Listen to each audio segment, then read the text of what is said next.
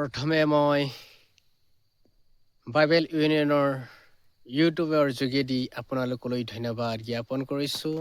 হিন্দীত কিছুমান কথা কোৱা হৈছে, জেচা কৰ্ণী এচা ভৰণী, জেচা কৰ্ম এচা ফল, যেনে কৰ্ম তেনে ফল।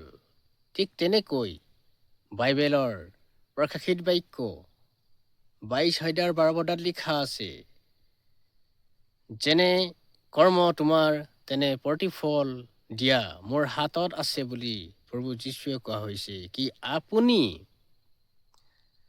মানুহৰ পৰা ভাল ব্যৱহাৰ বিচাৰে, সন্মান বিচাৰে, প্ৰশংসা বিচাৰে? আপুনিও ঠিক তেনেকৈ কৰিবা। কাৰণ মঠি 7:12 লিখা আছে, এতেকে তোমালোকক যেনে ব্যৱহাৰ কৰে তেনে ব্যৱহাৰত তোমালোকে ভাল পোৱা, তেনে ব্যৱহাৰ তোমালোকেও তেওঁক কৰিবা।